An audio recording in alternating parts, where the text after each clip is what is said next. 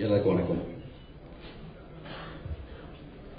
நேற்று Vishal first half வரைக்கும் படம் பார்த்தாரு. ஃபைனல் நான் லாக் பண்ண இதை பார்த்துட்டு ஒரு விஷயம் சொன்ன, அப்படியே இந்த படத்தில் இருக்கிற எல்லாருமே 13 வருஷமாக தெரியவே இல்லையே, அப்படியே இருக்காங்கல்ல அப்படின்னாரு. நிஜமாவே எனக்கு அது தோணுச்சு.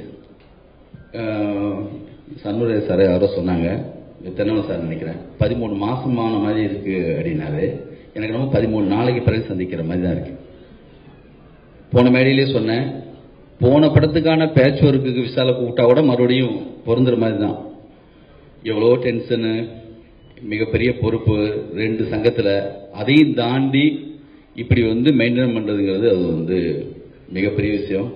அது அவங்க அப்பா அவங்களுடைய அதுலேருந்து வந்தது தான். அது அவங்களும் இன்றைக்கும் ஃபிட்டாக இருப்பாங்க. எனக்கு அவங்க ஃபேமிலி ஜிகே ஃபிலிம் கார்பரேஷன் இருந்து அப்போ இருந்தே நான் நான் ஃபஸ்ட்டு படம் அசிஸ்டன்ட் டைரக்டராக ஒர்க் பண்ணதுலேருந்து நான் எப்படிலாம் கூப்பிடலான்னா, என்னுடைய முதலாளின்னு சொல்லலாம், தம்பின்னு சொல்லலாம், ஃப்ரெண்டுன்னு சொல்லலாம். அவங்க அப்பா ஸ்பாட்டுக்கு பார்த்துட்டு, என்னடா நடக்குதுங்க 2 பேரும் அவன் வாடா போடாங்கிறான், நீங்கள் அவங்கள வாடா போடாங்கிறீங்க, இது செட்டு தானே, எங்கேயாவது கொஞ்சம் மரியாதையாக பேசிக்கலாமேலாம் கேட்பாங்க. அது ஆர்டிஃபிஷியலாலாம் வராது, நிஜமாக உண்மையாக மனசில் இருக்கிறது அவர்கிட்ட இருந்து அப்படி தான் வரும், என்கிட்ட இருந்து அப்படி தான் வரும். சண்டைக்கோழி 1 பண்ணும்போது இருந்த விஷால், அந்த ஜம்ப்பு இந்த 13 நாள் மாதிரி தெரிஞ்சுன்னு சொன்னல, அங்கே மட்டும்தான் எனக்கு 13 வருஷம் தெரியுது. அவர் அவ்வளவு அற்புதமா இந்த 25 படங்கள் நடிச்சு வந்த விஷாலை நான் பார்க்கறதுக்கும் அங்கே வச்சு பார்த்ததுக்குமான டிஃப்ரென்ஸு, அந்த பெர்ஃபார்மன்ஸை நான் கண்டிப்பாக ஃபீல் பண்ணேன். பெரிய விழா மேலே காத்துட்ருக்கு, அங்கேயும் நிறைய நான் பேசணும். இருந்தாலுமே அவரை பற்றி எப்படி சொல்லிடுறேன், ப்ரிப்பேர் ஆகிறதோ முன்னாடியே டைலாக் கொடுங்க நான் கொஞ்சம் யோசிச்சு வர்றேன் அப்பெல்லாம் எதுவுமே கிடையாது. அந்த ஸ்பாட்டில் என்ன அந்த நிமிஷத்துலையோ அப்படி ஒரு பெர்ஃபார்ம் பண்ணார். எனக்கு பர்சனலாக மற்ற டேரக்டர்ஸ் எல்லாம் ஃபீல் பண்ணுறாங்களோ இல்லையோ, முதல் படத்தில் நான் அவர்கிட்ட கதை சொல்லி ஓகே பண்ண உடனே பாலாஜி சார் என்கிட்ட சொன்ன ஒரு விஷயம் என்னன்னா, அவருடைய ஹைட்டுக்கு அவர் நடந்து வர்றதை மட்டும் நீ எப்படின்னு கரெக்டாக அவர் கையை எப்படி வச்சுக்கிறாரு, எப்படி நடந்து வர்றாரு, அதான் கொஞ்சம் பார்த்துக்கோ. நீ சொன்ன கதையில் ஒரு பெரிய ஒரு ஃபேமிலியுடைய பையன், அந்த மெரிட்டாக இருக்கணும், அந்த மூடு ஒன்றையும் நீ கொஞ்சம் கதை சொல்லும்போது சொன்னில, அது வர வச்சிருன்னுலாம் சொன்னார். ஃபஸ்ட்டு படத்தில் நான் நிறைய மெனக்கட்டுருக்கேன்.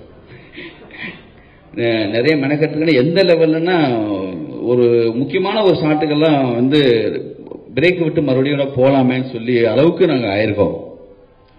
இந்த படத்தில் பிரேக்கே விட தோணல, அப்படி நடிச்சிட்டாங்க. அதாவது பர்டிகுலராக ஒரு 2-3 சீன் படத்தில் எனக்கு அவர் பண்ணதில் ரொம்ப ஃபைன் டியூனிங்கான ஒரு பெர்ஃபார்மன்ஸ் வந்துருச்சு. நான் மம்முடி சாரோட ஆரம்பித்து இப்போ மாதவன் சார், நிறைய சூர்யா சார், விக்ரம் சார் எல்லாரோடையும் கொஞ்சம் ஒர்க் பண்ணிட்டு வந்தாச்சு. அஜித் சாரோட ஒர்க் பண்ணியாச்சு. அதுக்கப்புறம் இவரோட நின்று ஒர்க் பண்ணும்போது அந்த ஒரு இடத்துல திடீர்னு மம்முட்டி வந்துட்டு போவார், திடீர்னு பார்த்தா சூர்யா வந்துட்டு போகிறாரு, திடீர்னு பார்த்தா ஃபைன் டியூனிங்கான ஆர்டிஸ்ட் யாராவது இருக்காங்களோ எல்லா தகுதியோடு இருக்கா. அப்படி அதுக்காக எந்த ஹோம் ஒர்க் பண்ணாரா என்ன பண்ணாரா எனக்கு தெரியாது. இன்னுமே கதை மட்டும்தான் அவருக்கு சரியான கதை அமையணும். இதெல்லாம் மேலே பேச வேண்டிய ஸ்பீச்சு, அந்த ஃபுட்டேஜ் இங்கே கொடுத்துட்டேன், இருந்தாலும் சொல்லிக்கலாம். நிஜத்தை தான் சொல்கிறேன், இது எல்லாமே உண்மை, மனசோட சொல்கிறேன். அவர் இதுவரைக்கும் பண்ண 25 படங்களில் இந்த படத்தில் மிக சரியான ஒரு பெர்ஃபார்மன்ஸ் பண்ணியிருக்காரு நம்பியிருக்கேன். மலையாளத்தில் 4 தடவை சிபிஐ டைரக்ட் இது வரைக்கும் எடுத்திருக்காங்க. இந்தியாவிலேயே 4 முறை எடுத்த படம்னா சிபிஐ டைரக்ட் தான். உண்மையிலேயே எங்களுடைய எனக்கும் விஷாலுக்குமான அந்த எனர்ஜி லெவல் சரியாக இருந்தால் இந்த படம் மிக சரியாக வந்திருக்குன்னு எல்லாருமே நம்புகிறோம். ஏன்னா அப்படிப்பட்ட உழைப்பு, அப்படிப்பட்ட டீம் அமைஞ்சிருக்கு. அந்த இன்னும் அடுத்தடுத்து இந்த படத்தை எடுக்கிறதுக்கான சந்தர்ப்பத்தை, முதல் படத்துடைய மரியாதை இந்த படம் காப்பாற்றி கொடுக்கணுமேங்கிற வேண்டுதலோட நான் இங்கே நிற்கிறேன். என்னுடைய ப்ரொடியூசர் அவரை பற்றி நான் பேசணும், அதுக்காக நான் பேசிட்டேன். அடுத்த கட்டமாக இந்த படத்தில் மாபெரும் செலவழிப்பு. நான் என்னென்ன கேட்டனோ, எவ்வளவு டென்ஷன் இருந்தாலும் அவருக்கு லைஃப்பில் எவ்வளவோ இருக்கும், ஆனால் எல்லாத்தையும் ஒரு வார்த்தை சொல்லி வைப்பாங்க. என் அசோசியேட் கனகசுவாய் சொல்லுவார், இது லிங்குக்கு அது பண்ணி எடுத்துகிட்டு போகாதீங்க, அவன் நிம்மதியாக படம் எடுக்கட்டும், அவனுக்கு தெரிய வேணாம்னு சொல்லிகிட்டே இருப்பாரான். அதுக்கும் நான் தேங்க்ஸ் சொல்லிக்கிறேன். அடுத்து கீர்த்தி, அவங்ககிட்ட நான் ஒரு விஷயம் சொல்ல சொன்னாங்க. இல்ல, ஆனா இதுக்கு முன்னாடி நீங்க எல்லார பத்தியும் பேசுனீங்க. உங்களோட இன்னொரு முகம் எங்களுக்கு தெரியும். அதனால ஒரு 2 வரி கவிதை எங்களுக்கு வேணுங்கிறது நீங்க முடிச்சோன்னே கேட்கலாம்னு நினைச்சேன். சரி சொல்லுங்க சார். 2 வரி இல்ல, ஒரே ஒரு வார்த்தையில சொல்லட்டுமா? ஒரு வார்த்தை. ஓகே. கீர்த்தி. ஓ, இதுதான் அது. உண்மைதான் சார், உண்மைதான். Very true.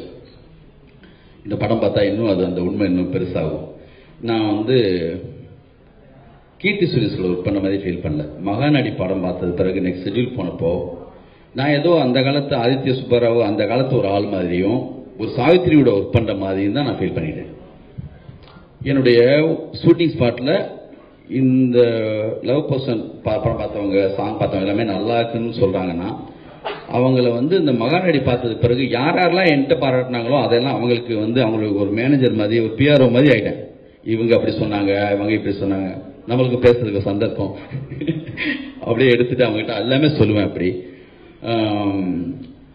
சார் டப் டப்னு அப்படி மைண்ட்ல டப்பிங் பேசிட்டு வந்திருக்காங்க. அவ்வளோ பர்ஃபெக்டா ரொம்ப அற்புதமா பண்ணியிருக்காங்க இந்த படத்துல.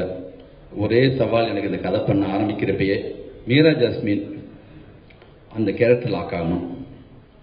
ஹீரோ இத்தனை வருஷம் கழிச்சு மறுபடியும் விஷாலோட படம் பண்றோம், அவருடைய இது கரெக்டா அமையணும். இப்படி ஒரு வில்லன் அமையணும் கரெக்டா. அது வில்லனா வில்லிங்கிறது இப்போ வருண் மாதிரி இருக்கு. இதெல்லாம் அமைஞ்சா மட்டும்தான் இந்த படத்தை தொடணும்னு நான் நினைச்சேன். ஒரு கரெக்டான இன்டோல் பிளாக் அமையணும். ஏன்னா ஒரு சில சவால்கள் நமக்கு இந்த கதைக்கு முன்னாடி இருக்கு. அதுல பெரிய சவாலா இருந்தது எனக்கு மீரா ஜாஸ்மின். ஏன்னா அந்த படம் 1000 தடவை சன் டிவியில போட்டிருப்பாங்க. இப்ப நம்ம பேசிட்டு தியேட்டர்ல கூட ஓடிட்டு இருக்கலாம்.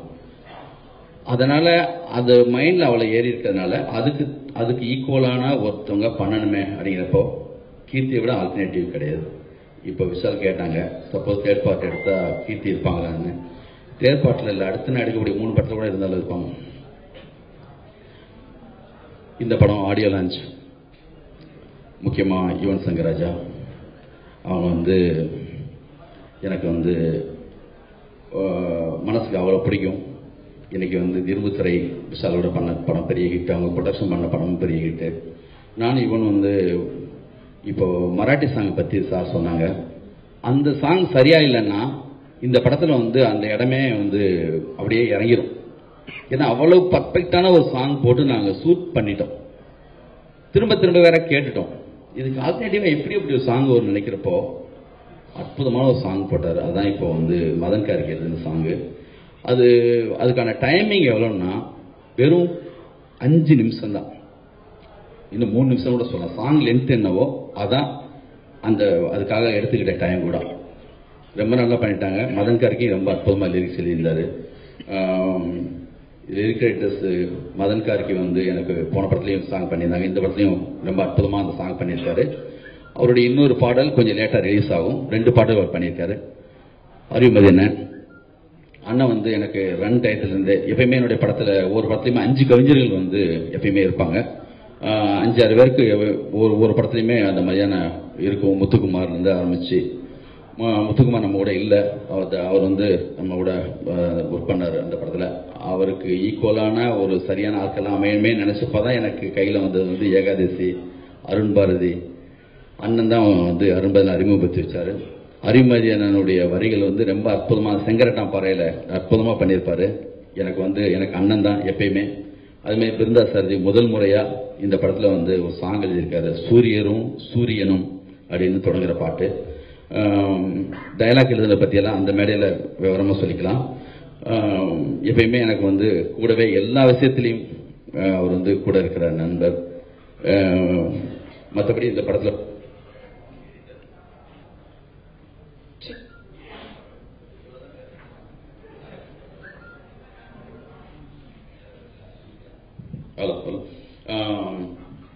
எடிட்டர் பிரவீன் சார், நான் 10 ஜாயின் பண்றேன் அவங்களோட. அவன் எடிட்டர் பிரவீன் மட்டும் இல்லைன்னா இவ்வளவு சீக்கிரத்தில் அந்த படம் ரெடி ஆகிக்காது. 18ஆம் தேதிக்கு நான் கண்டிப்பா ரெடி ஆகிக்க முடியாது.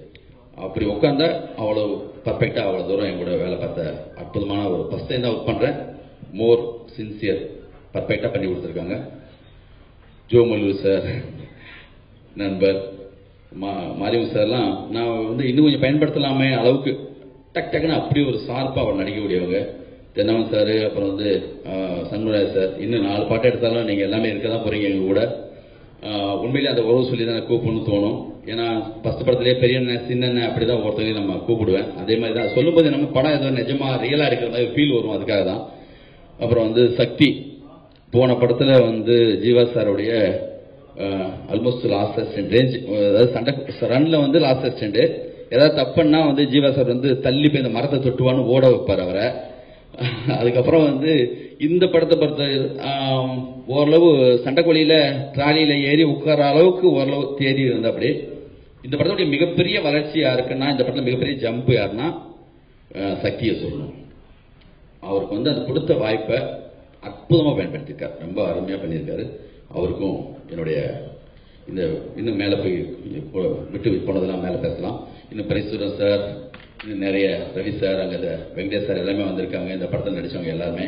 நான் எப்பயுமே என்னன்னா, நன்றி தான் வந்து உலகத்திலேயே மிகப்பெரிய விஷயம். அதை தான் நம்ம அடிக்கடி மறந்துடுவோம். அப்படி யாராவது நான் மறந்துருந்தா, இந்த படத்தில் எனக்கு பெரிய சப்போர்ட்டாக இருந்தது வந்து கனக சபாவதி, என்னுடைய அசோசியேட் டைரக்டர்.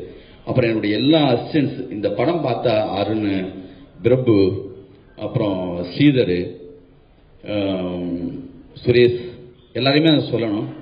எல்லாருமே வந்து என்னன்னா, அந்த அட்மாஸ்பியர் படத்தில் பார்த்தீங்கன்னா, இந்த படம் ஒரு 500 பேர், 600 பேர், 800 பேர், எப்போ பார்த்தாலும் 1000 பேர் கிரௌடுக்குள்ளேயே இந்த படத்தை நான் எடுத்திருக்கேன், ஒரு திருவிழாக்குள்ளே எடுத்த மாதிரி. அந்த படம் பார்த்தா வந்து என்னன்னா, பார்த்தா ஒரு மிகப்பெரிய செட்டு, அவ்வளோ பெரிய செட்டு போட்டு அவ்வளோ பெரிய கிரௌடு மதுரையிலேருந்து வர வச்சு இங்கே தங்க வச்சு அந்த அட்மாஸ்பியர் கிரியேட் பண்ணதில் அவங்க மெனக்கெட்டது இருக்குல்ல, அது வந்து நீங்கள் படம் பார்க்குறப்ப ஃபீல் பண்ண முடியும். எனக்கு வந்து எப்படி பையா கார்லேயே ஒரு படமோ, அது மாதிரி ஒரு ஃபெஸ்டிவலுக்குள்ளேயே ஒரு படம். ராஜகிரண் சார் எனக்கு வந்து அவங்களும் மிக அற்புதமாக இந்த படம் நடிச்சிருப்பாங்க. இன்னும் நிறைய இந்த படத்தை பற்றி சொல்கிறதுக்கான விஷயங்கள் நிறைய எல்லாமே மேலேயும் நான் நிறைய பேசணும். அதெல்லாம் அவங்க வெயிட் பண்ணிட்டு இருக்காங்க. என்னுடைய முதல் பட ப்ரொடியூசர், நான் இந்த சண்டைக்கோழியுடைய விக்கிக்கும் இந்த நேரத்தில் நான் வந்து தேங்க்ஸ் சொல்லிக்கிறேன். தேங்க்யூ.